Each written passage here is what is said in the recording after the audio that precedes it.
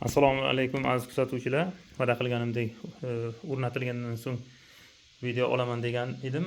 Mana videoga oldik. Xudo xolasa ishlash jarayoni. Bu yerda eski oldindan o'rnatilgan sistema bor edi. O'shanga men uladim. Qayta nima qilyotmadik.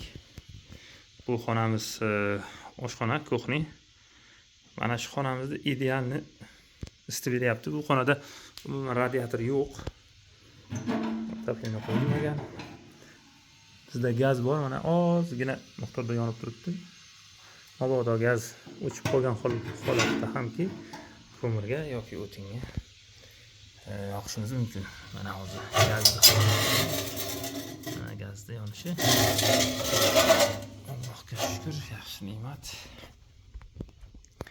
Qadriga yetishimiz kerak. Bu polisamoxod deyiladi. Chunki tepadan mabodo qaynab ketgan holatda tepadan suv xavfsiz chiqib ketish imkoniyati bor. Mana bu xonamiz banya. Bu banyada bu yerda topli pol bor. Bu xonada ham topli pol bor. Topli pol faqat o'zi radiator yo'q, idealni isityapti. Mana bu xonamiz. Hozircha hech kim yashamaydi bu xonada. Bu yerda oldin aytib o'tganimdek, oldin qilingan usta akalarimiz qilgan montaj ozroq, kichikroq radiatordan foydalangan. O'shaning hisobiga bu uyni isitish darajasi, effekti uncha qoniqarli emas, lekin ishlasangiz qo'lni kuydiradigan darajada issiq.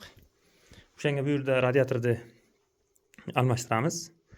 Hech bo'lmasa 180 lik radiator qo'yamiz inshaalloh.